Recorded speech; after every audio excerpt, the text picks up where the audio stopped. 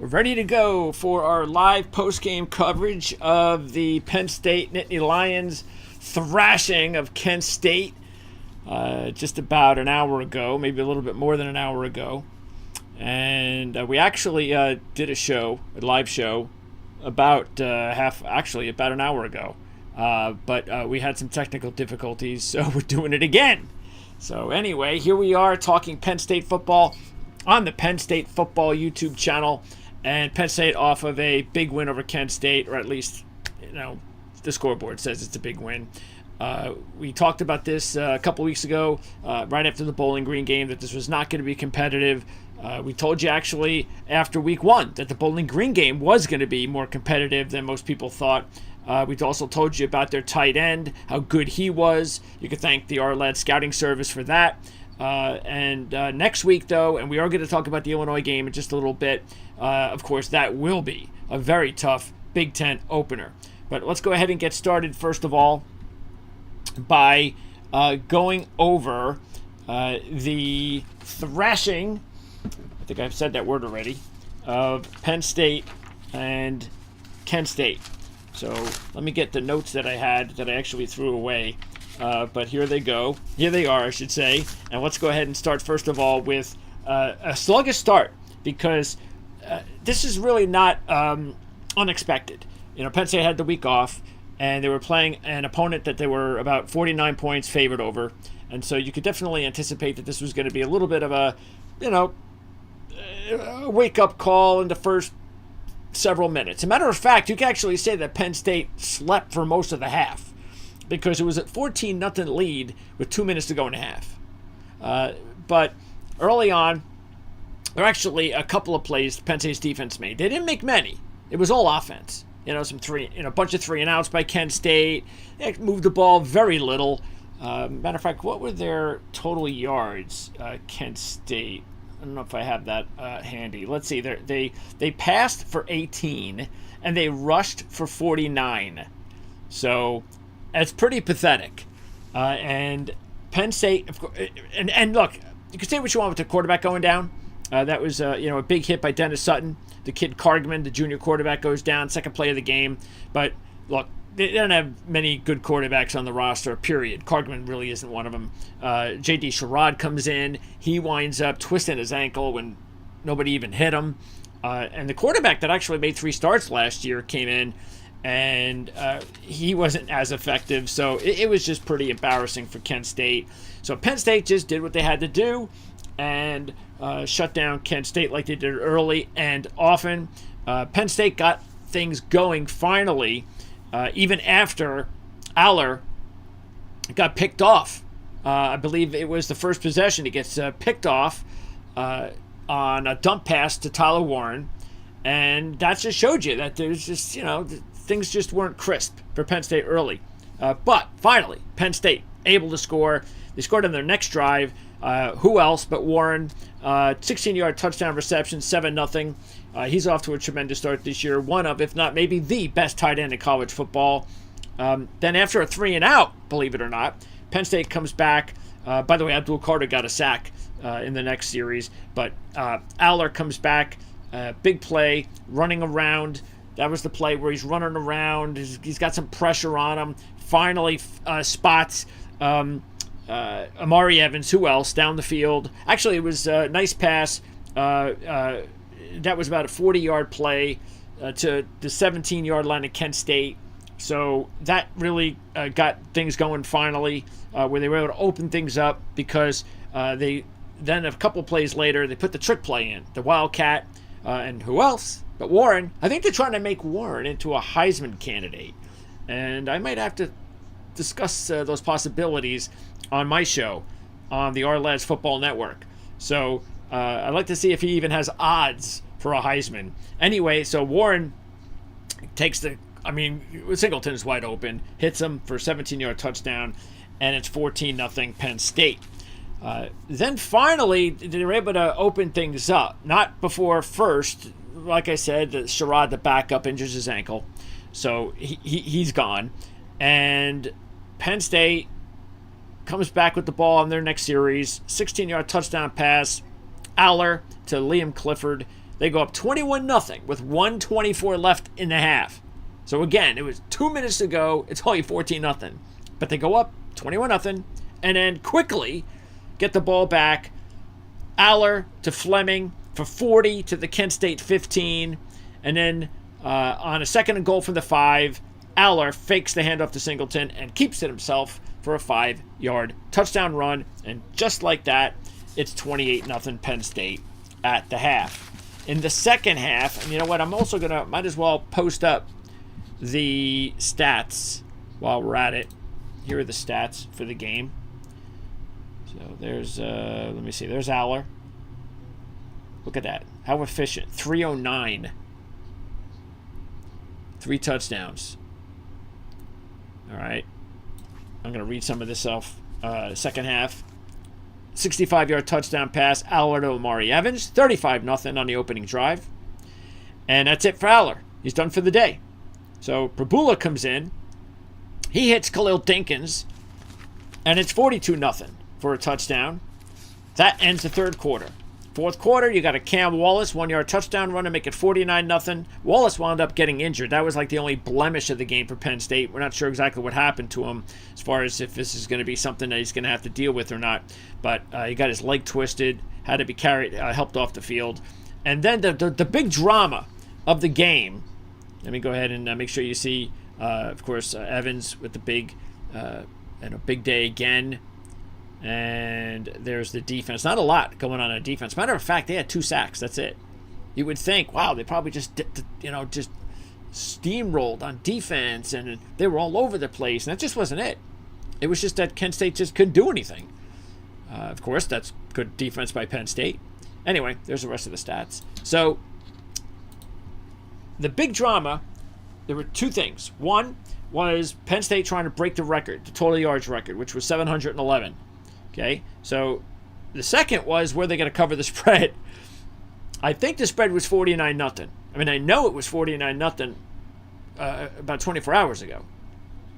So they are able to break the record. The Quentin Martin, the true freshman, is the one to break the record.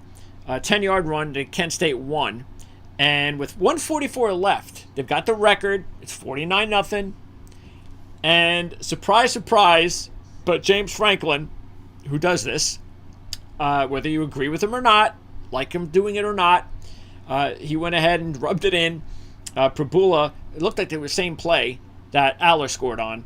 Little fake handoff. He keeps, scores, 5-yard touchdown run, pretty much similar.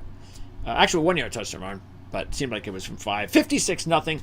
8 different Penn State and Nittany Lions scored touchdowns on 8 touchdowns. So that, anyway, means that they were able to break the record. I believe it was 7-18, and cover the spread.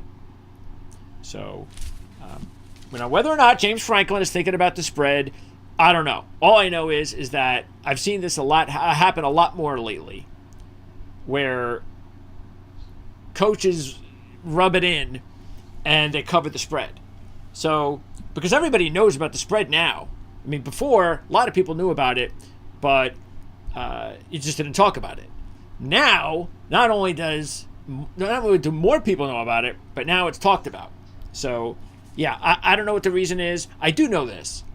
There's a lot of kids on a football team. And when you get in these games, there's only, 4 games a year that some of these kids have to play.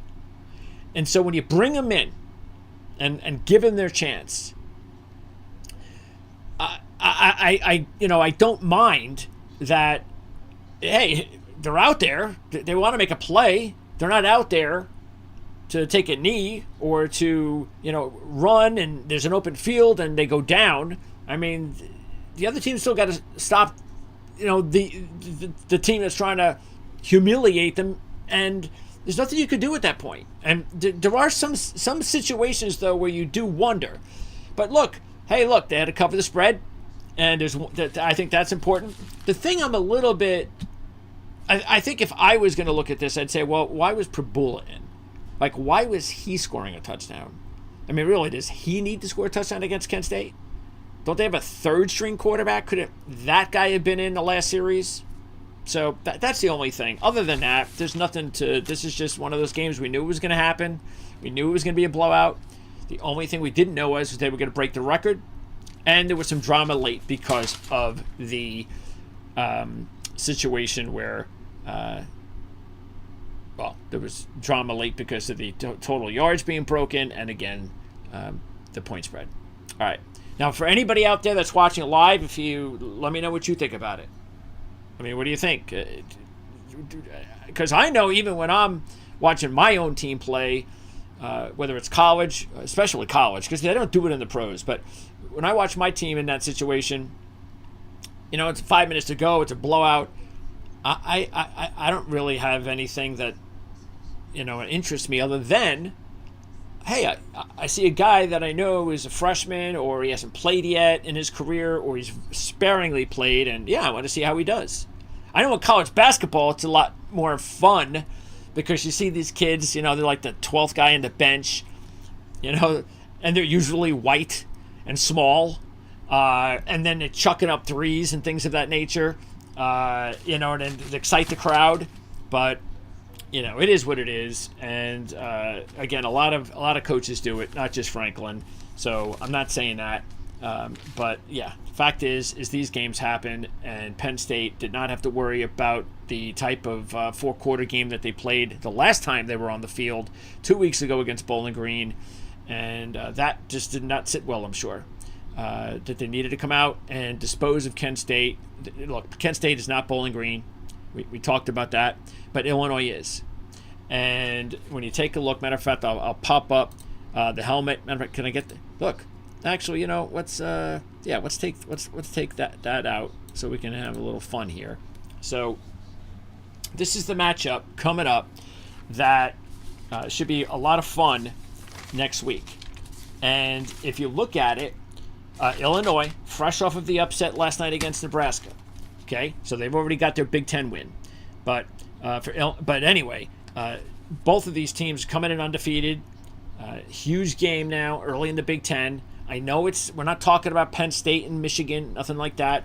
But Ohio State or Oregon. Still, Illinois is like that next tier in the Big Ten. You've got the top four, and then you've got the next, which probably goes to Iowa, the Wisconsins of the world, that kind of group.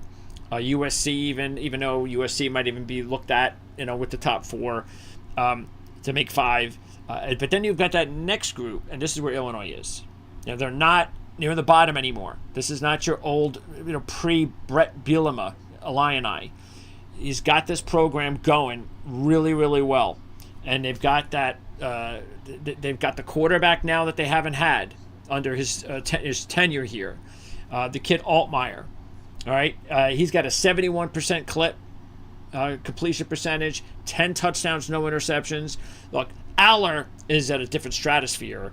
He's a pro prospect. Altmaier's not a pro prospect, but he's a really good college quarterback, especially for Illinois. So he's the type of guy, again, no interceptions, type of guy that's not going to screw things up for you. That's what Bielema wants. He wants, a hard-nosed, he wants to run the football, and he wants to play good defense. He wants to be in low-scoring games, even though he was able to win the game last night, which was a little bit more high-scoring than even I thought.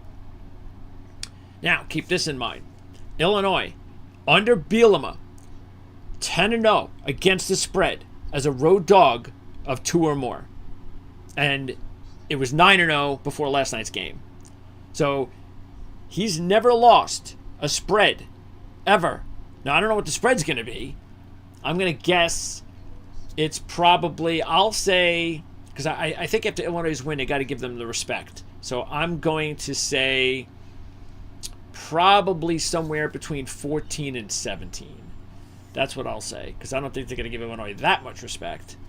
And it is at Penn State. So I'm going to say, maybe even closer to 17. I'd be surprised if it was more than that, because it shouldn't be. This is going to be, I believe, a 4-quarter football game. I still expect Penn State to win, but especially coming off the win last night, Illinois is going to be feeling awfully confident. And so, look, you know what happened at Happy Valley the last time they played? You all know that. It was a 24-point dog upset win by Illinois. Even though Penn State got the revenge last year still, It was it was something that Penn State remembers, and it's also something Illinois remembers. Okay, so and I expect that again. This is going to be a game that you are going to see that this is going to be a team that is just not going to go away, and Penn State's going to have to step up because Illinois is better than West Virginia. Okay, so this is going to be one of those games that Penn State, as the schedule breaks down each week, they're going to face tougher and tougher teams, and this is that next step. All right. Running back, Caden Fegan for Illinois. This dude is 6'3", 250. You heard me not. 6'3", 250. That's freakish. And the kid's a freakish athlete. So he's only a true sophomore. So again, they want to run and play physical football. They also got a tight end by the name of Tanner Arkin. This guy's a tank. He ain't no Warren, but he's a tank. So again, they want to play big physical football. They got a couple of good wide receivers as well. They've got Zachary Franklin and Patrick Bryant. Now, they both combined for 41 receptions, but Bryant has all 6 touchdowns between them. So it's a breakout year. Bryant had a solid season last season, but he's really stepping up this season. Franklin, 7 years in college football. He spent the last 2 at Ole Miss and disappeared. He had an injury or 2, and just that was an awful experience for him. Back-to-back 1,000-yard seasons for Texas San Antonio. That was back when they had Frank Harris a quarterback, and that's when Texas San Antonio was building themselves into a really top program for the Group of 5. But Franklin goes to Ole Miss. The last couple of years have been awful. Now he's back healthy at Illinois and looking a little bit like the old Zachary Franklin. So they've got weapons at wide receiver, they've got a bulldog at running back, and they've got a solid quarterback. They also have a corner, Xavier Scott, who might be one of the top corners in the Big Ten. Led the Big Ten last year in pass breakups, had 2 interceptions in their upset win against Kansas. They just didn't upset Nebraska on Friday, yesterday. They upset Kansas in their previous game at home. So they're coming in with back-to-back upsets. Scott in that game had 2 interceptions and a pick 6. They have 3 really good linebackers as well. Now, I'm not sure where Illinois stands defensively compared to last year. I still think Illinois' defense last year was better, though. Okay, and I think Penn State's a better team, of course, this year than last year. But overall, that's what Penn State is going to be looking for in their matchup next week against Illinois. So make sure you keep an eye on those specific players. And if you want to take a look here on Penn State's side, because this is important, Penn State is now 18-0, straight up, 13-3 against the spread in the first 5 games of the season. So far, so good for that trend continuing, because this has now gone on for their fourth year that this has been going on. They haven't lost a game in the first 5 games of the season in over now 4 years running.